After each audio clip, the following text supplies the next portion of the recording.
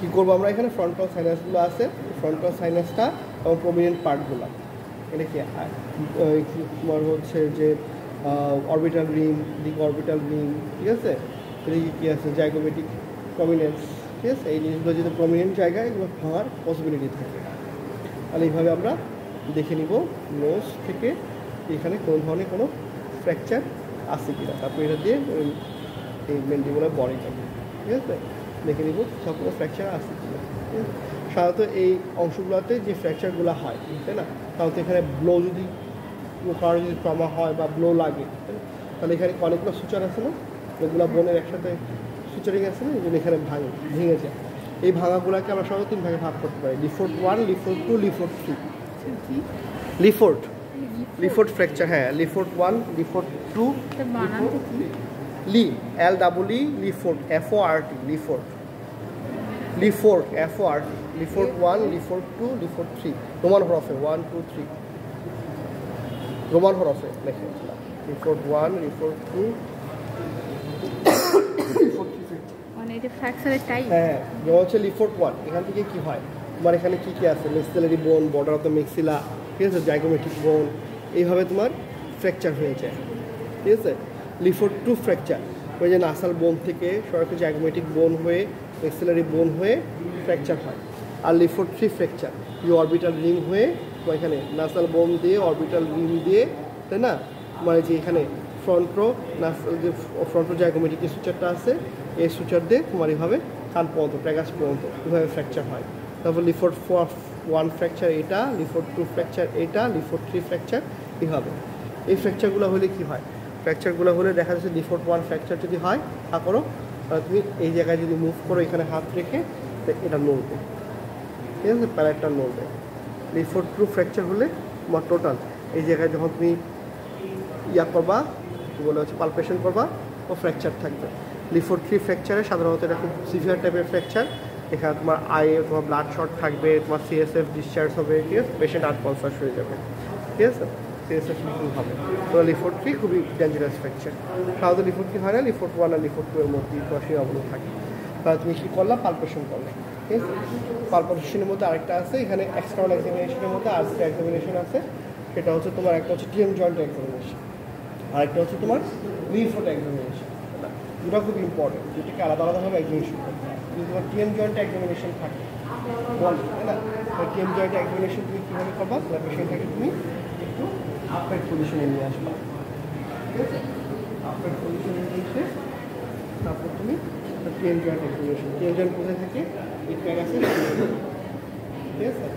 প্রথমে হচ্ছে এখানে তুমি প্রথমে তুমি ইন্সপেকশন করলা, ইন্সপেকশন করে দেখে নিলা কী হচ্ছে, যে তাকে হাঁ করতে পারবে, বাবা আপনি হাঁ করেন, হ্যাঁ, মুখ বন্ধ করেন, হাঁ করে সাইডে মুভ করেন, এইভাবে না, এইভাবে দেখাবো, এইভাবে সাইডে মুভ করেন, ঠিক আছে। এই সময় দেওয়া সে মুখটা ঠিক মতো করতে পারতেছি তো, হাঁ করেন, হাঁ করার পরে স্কেল নিয়ে আসেন, স্কেল আছে, ছোটো স্কেল, আমাদের ইনস্ট্রুমেন্ট নিয়ে আসো না, ছোটো স্কেল দিয়ে, ছোটো স্কেল সবসময় কী বলে SSF স্কেলগুলো থাকে 6 ইঞ্চি, ওই স্কেল সবসময় তোমাদের ইনস্ট্রুমেন্ট সেটের সাথে থাকবে, ঠিক আছে। থেকে তুমি এখান থেকে তার হচ্ছে মাউথ ওপেনিং, এই যে ইনসাইজার S থেকে লোয়ারে ইনসাইজার S পর্যন্ত সে সর্বোচ্চ কতটুকু মাউথ ওপেনিং করতে পারে। সাধারণত 40 থেকে 50 মিলিমিটার পর্যন্ত তার মাউথ ওপেনিং থাকে, ঠিক আছে। মাউথ ওপেনিংটা ঠিক আছে কিনা এই জিনিসটা দেখে নিবা, তাই না। তারপর কী করবে, ইন্সপেকশনে এই জিনিসটা দেখলাম, ইন্সপেকশনে একটা জিনিস দেখবা, সে যখন হাঁ করেন কামড় দেন, হাঁ করেন কামড় দেন, ব্যাস। এখানে হচ্ছে তার এই যে হাঁ করলো কামড় দিল, এই পাথওয়ে যেটা থাকে, সেই পাথওয়ে 2 ধরনের ডিস্টারবেন্স থাকতে পারে, সমস্যা থাকতে পারে। ওটাকে একটাকে আমরা বলবি ডেভিয়েশন, আর একটাকে বলি হচ্ছে ডিসপ্লেসমেন্ট। কাগজ দাও, খাতা দাও, কলম দাও, কী বলবো, একটা ডেভিয়েশন আর একটা হচ্ছে ডিসপ্লেসমেন্ট। ডেভিয়েশন কাকে বলে, তুমি যদি সাইড থেকে দেখো, তাই না, মনে করো এটা হচ্ছে A, এটা B, এটা হচ্ছে আপারে ইনসাইজাল, এটা হচ্ছে লোয়ারে ইনসাইজাল মিড পয়েন্ট, ঠিক আছে।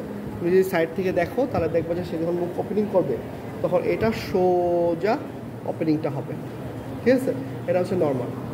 কোনো সময় দেখবা যে পেশেন্ট এই A পয়েন্ট থেকে যখন B পয়েন্টে আসবে তখন তার ওপেনিংটা এইভাবে গিয়ে মাঝপথে ডেভিয়েশন হয়ে আবার আগের জায়গায় গিয়ে ঠিক B পজিশন যেখানে ছিল সেখানে এসে মুখ বন্ধ করতে পারবে।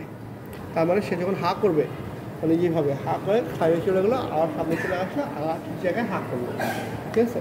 একে কী বলবো? একে আমরা ডেভিয়েশন বলবো। সোজাসুজি হবে না, একটু বাঁকা হবে, একটু বাঁকা হবে। আবার দেখো এটা এ পয়েন্ট, আর বি পয়েন্টটা যদি সে হা করতে গিয়ে যে কোনো একটা সাইডে সরে যায়, বি পয়েন্টটা যদি তোমার সরে যায়, তাহলে তাকে কি বলবো আমরা? ডিসপ্লেসমেন্ট বলবো, ঠিক আছে? বিয়ের থেকে সরে হ্যাঁ, যেমন তার একদম সোজা হা করো, সোজা তার এ পয়েন্টে সরাসরি নিচে বি পয়েন্টে কামড় দিচ্ছে, কিন্তু দেখা গেলো যে হা করলো তখন সে বি পয়েন্টে কামড় দিতে পারবে না, বি পয়েন্টে যে কোনো একদিকে সরে যাবে, ঠিক আছে? একে কী বলবো? ডিসপ্লেসমেন্ট বলবো। ডেভিয়েশন কেন হয়? ডেভিয়েশন হয় হচ্ছে তার টিএম জয়েন্টে যদি কোনো তার সফট টিস্যু রিলেটেড যদি কোনো তোমার অ্যাবনরমালিটিস থেকে পারে, ডিসপ্লেসমেন্ট থাকতে পারে, ডিসটাকে তোমার ঠিক সরে যেতে পারে, ডিস্কের মধ্যে ফোটা হতে পারে, তাই না? ভিতরে একটা কী হতে পারে? সাইনোসাইটিস ফ্লুইডের সমস্যা থাকতে পারে, ভিতরে কি তোমার কী হতে পারে? ভিতরে যে তোমার সফট টিস্যু যে কাভারিংটা আছে, সেই কাভারিংয়ের মধ্যে কোনো ধরনের কোনো সমস্যা থাকতে পারে, ওইখানে তোমার ছোটো টিউমার হতে পারে, ঠিক আছে? এইসব জিনিস হলে তাকে কী হবে? তখন যে সফট টিস্যু রিলেটেড কোনো সমস্যা হয়, কিংবা তার টেম্পোরোম্যান্ডিবুলার জয়েন্টের ভিতরে যে মেনিসকাস থাকে, ডিস্ক থাকে, তো ম্যান্ডিবুলার ডিস্ক থাকে, সেই ডিস্কে যদি কোনো সমস্যা হয় তাহলে তার ডেভিয়েশন প্রবলেম হবে, ঠিক আছে? সে হাত করতে গিয়ে এক জায়গায় ডেভিয়েট করে আবার ঠিক জায়গায় সে হাত করতে পারবে, সরি। আর যদি তার ডিসপ্লেসমেন্ট থাকে, মানে হচ্ছে তার কোনো হার্ট টিস্যু রিলেটেড কোনো সমস্যা থাকে, যেমন এটা কন্ডাইলের কী হলো? হাইপোপ্লাসিয়া হইলো, কন্ডাইলে তোমার টিউমার হইলো, তাই না? কন্ডাইলটা কোনো একটা সাইজে বড় হয়ে গেল, বা ওইখানে কী হলো? ওইখানে তোমার আর্থ্রাইটিস ডেভেলপ করলো, ঠিক আছে? বা হচ্ছে ওইখানে তোমার কন্ড্রোমা বা অন্য কোনো ধরনের হার্ট টিস্যু টিউমার ফর্মেশন করলো, তাহলে সে যখন হা করবে তখন দেখা যাচ্ছে যে ইউনিল্যাটারাল হয়, তাহলে তার জ্বরটা একদিকে বাঁকা হয়ে যাবে, ঠিক আছে? এটাকে কী বলবো? ডিসপ্লেসমেন্ট বলবো। তারপরে আমরা ইন্সপেকশনে কী কী জিনিস দেখতেছি? ইন্সপেকশনে দেখতেছি হচ্ছে তার ঠিকমতো মাউথ ওপেনিং করতে পারতেছে কিনা, তার ডেভিয়েশন হচ্ছে কিনা, ডিসপ্লেসমেন্ট হচ্ছে কিনা, তার মাউথ ওপেনিংটা কতটুকু, ঠিক আছে? সেটা কত হয় মাউথ ওপেনিং? 6 মিলিমিটার। কত? এই মাউথ নরমাল নরমাল 40 থেকে 50 মিলিমিটার, 40 থেকে 50। আর আমরা ইন্সপেকশন আর কি দেখবো? তার মাউথ ওপেনিংটা কিছুটা লিমিটেড কিনা, ঠিক আছে? একটা হচ্ছে তার মাউথ ওপেনিংটা তো আর মানে কোনো ধরনের কোনো প্রবলেম আছে কিনা, আর একটা হচ্ছে তার মাউথ ওপেনিংটা কতটুকু। এবং যদি 40 মিলিমিটার না হয়, যদি সে 20 মিলিমিটার মাউথ ওপেনিং করতে পারে, কিংবা 10 মিলিমিটার মাউথ ওপেনিং করতে পারে, তাই না? তাহলে কী বলবো আমরা? যদি এটা টেম্পোরারি হয় তাহলে তাকে আমরা ক্রিসমাস বলবো। আর এই মাউথ ওপেনিংটা যদি তোমার permanent limitation of mouth opening হয়, তাকে আমরা কী বলবো? অ্যানকাইলোসিস। আরেকটা কী হতে পারে? লকড। এটা তো মাউথ ওপেনিং লিমিটেশন, লকড পরে আসছে। তাহলে মাউথ ওপেনিং লিমিটেশনে কী কী আছে? একটা ক্রিসমাস আছে, একটা অ্যানকাইলোসিস।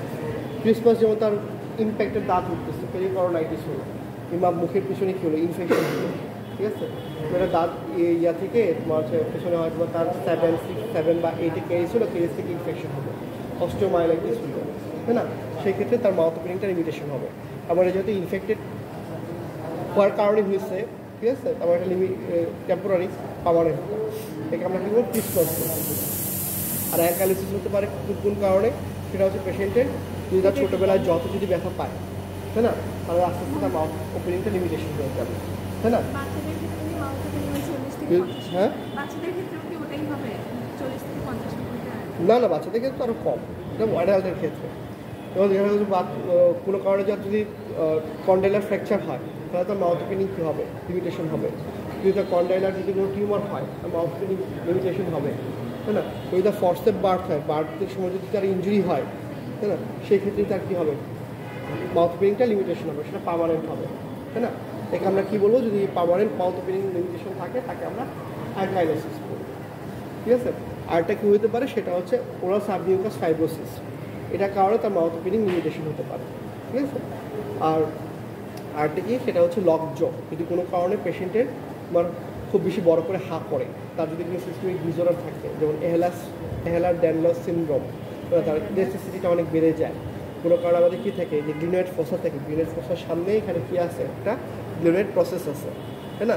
যে প্রসেসের কারণে আমাদের টেম্পোরোম্যান্ডিবুলারটা সামনের দিকে, টিএম জয়েন্টটা সামনের দিকে চলে যায় না।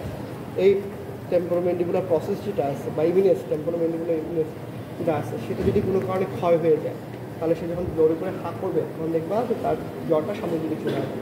সামনের দিকে চলে এসে সামনের দিকে ব্যাক করতে পারবে না, হ্যাঁ হয়ে গিয়ে লক হয়ে যাবে।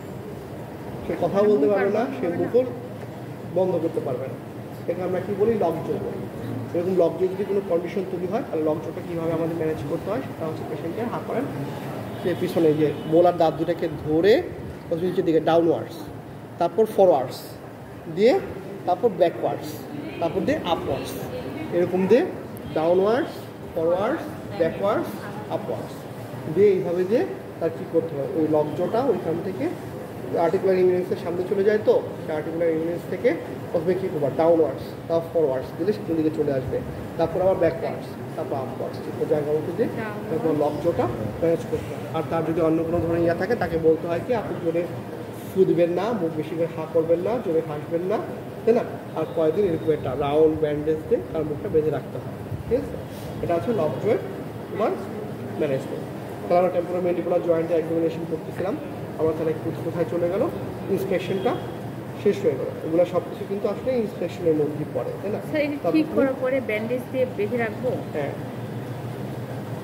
তারপর এখন কী করবো, আমরা টিএম জয়েন্টের পালপেশনে যাবো, তাই না? পালপেশনটা আমরা সামনে থেকে এই যে টিপিরামিডাল ট্র্যাগাসের সামনে ধরবো, ধরে পেশেন্টকে আবার হাঁ করেন, সাইড টু সাইড মুভমেন্ট করেন, হ্যাঁ, দেখে বলবো যে তার এখানে কোনো তার আইটা আমরা খেয়াল রাখবো, তারপর ব্যথা হচ্ছে, পেশেন্টকে বলবো যে আপনার কোনো ব্যথা হচ্ছে, ব্যথা থাকে তাহলে তো টেন্ডারনেস থাকে, এখানে কোনো ইনফেকশন থাকলে, এভাবে ফ্র্যাকচার থাকলে, তাই না? ধরে চাপ দিলে পেশেন্ট ব্যথা করবে, চাপ দিলে পেশেন্টকে হাঁ করতে বলো, সাইড টু সাইড মুভমেন্ট করতে বলো, পেশেন্ট ব্যথা পাবে, তো টেন্ডারনেস আছে কিনা এই জিনিসটা আমাদের পালপেশনে দেখে নিতে হবে। আর হচ্ছে এই বর্ডার অফ দ্য মেন্ডিবলে একটু পারফেক্ট করে দেখে নিতে হবে এদিকে কোনো ধরনের কোনো ফ্র্যাকচার আছে কিনা। যদি বর্ডার অফ দ্য মেন্ডিবলে যদি কোনো ফ্র্যাকচার থাকে, তাই না, তাহলে কী হবে, স্টেপ ডিফর্মিটি তৈরি হবে। এখানে তুমি ধরে যাচ্ছ সুন্দর করে, তাই না? তো এটাকে ধরলে এখানে কী হবে, একটা স্মুথনেস পাবা না। যদি এখানে কোনো ফ্র্যাকচার থাকে তাহলে কী হবে, এখানে কি আমাদের মেন্ডিবলের সাথে অনেকগুলো মাসুল অ্যাটাচ থাকে না, মাসুল অফ মেস্টিগেশন অ্যাটাচ থাকে, আবার কিছু মাসুল থাকে যেগুলো কিনা আমরা কী থাকে, জেনিওপ্লোসেস মাসুল থাকে, এদিকে তোমার কী বলে ওমোহার্ড মাসুল থাকে, তারপর হচ্ছে ডাইগেস্টিক মাসুল থাকে, এগুলো সবগুলো তো মেন্ডিবলটাকে টেনে ধরে রাখে। তো এখানে যদি ফ্র্যাকচার হয় তাহলে এই মাসুলের টানে কী হবে, বা ফ্র্যাকচারটা একটার সাথে আরেকটা উপরে উঠে যাবে, এখানে স্টেপ ডিফর্মিটি, মানে সিঁড়ি যদি স্টেপ থাকে তাহলে এখানে একটা স্টেপ ডিফর্মিটি, এখান থেকে তুমি কন্টিনিউয়েশনটা পাওয়া না, যে কোনো এক জায়গায় গিয়ে একটা স্টেপ ডিফর্মিটি তৈরি হবে, ঠিক আছে? তাহলে এই ধরনের পাবা। আর কি যখন পারপেশন করতে যাবো তখন ফ্র্যাকচার লাইন থাকলে কী হবে, ফ্র্যাকচার লাইনে তুমি পেইন টেন্ডারনেস পাবো, ঠিক আছে? তো এইভাবে আমরা পারপেশনটা সেরে ফেলবো। তোমরা কি শুনতে পারছো পুরোটা, আমি কথা বলতেছিলাম, ঠিক আছে? তাহলে এইভাবে আমরা পারপেশনটা সেরে ফেলবো।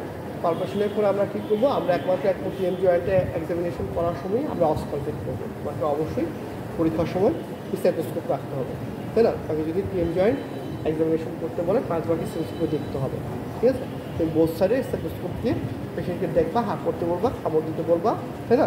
তুমি এখানে কোনো ধরনের সাউন্ড হয় কিনা, এখানে সাধারণত নর্মাল ক্ষেত্রে কোনো ধরনের কোনো সাউন্ড হবে না, কিন্তু তুমি দুই ধরনের প্যাথোলজিক্যাল সাউন্ড পেতে পারো। একটাকে বলা হয় ক্লিকিং সাউন্ড, আর একটা হচ্ছে তোমার ক্রিপিটাস, বুঝছো? ক্লিকিং সাউন্ড একটা হচ্ছে ক্লিকিং সাউন্ড, আরটাকে বলে ক্রিপিটাস, ঠিক আছে? হ্যাঁ, ক্রিপিটাস। ক্লিকিং সাউন্ড কীরকম, তোমার সময় মাউস ইউজ করছো কম্পিউটারে, মাউসকে ক্লিক করলে কী হয়, ক্লিক করে একটা সাউন্ড হয়, তাই না? এটাকে আমরা ক্লিকিং সাউন্ড বলি। এটা কী জন্য হয়, এটা হচ্ছে তার যে টেম্পোরামেন্ডিবুলার যে থাকে, তাই না, সেই ডিস্ক যদি তোমার কোনো অসুবিধা থাকে, সমস্যা থাকে, বা ডিস্ক তোমার কোনো কারণে ছিঁড়ে যায়, তাই না, তাহলে কী হবে, এই যে মনে করে এটা হচ্ছে টেম্পোরামেন্ডিবুলার ডিস্ক, তাই না? আর নর্মাল ক্ষেত্রে কী হয়, এই ডিস্কের সাথে এই কন্ডাইলার প্রসেসটা খুব সুন্দর করে স্মুথলি যাওয়া আসা হয়। এখান থেকে যদি কন্ডাইলার ডিস্ক যদি ছিঁড়ে যায় তাহলে কী হবে, এটা যখন এইভাবে নড়বে তখন কী করবে, এই ডিস্কটাকে সাথে করে নিয়ে যাবে, সাথে করে নিয়ে গিয়ে এখানে টাচ করে ছেড়ে দেবে, তাহলে কি এখানে একটু ঠিক করে সাউন্ড হয় না, আর তুই ইলাস্টিক ডিস্কটা তো ইলাস্টিক নেচারে। এইভাবে যখন সে সামনের দিকে যে বড় করে হাত করতে যাবা তখন কী হবে, ডিস্কটা এর সাথে গিয়ে একসময় গিয়ে ইলাস্টিকটা খোলাবে না, সহজে পুশ করে সামনের দিকে চলে আসবে, হ্যাঁ?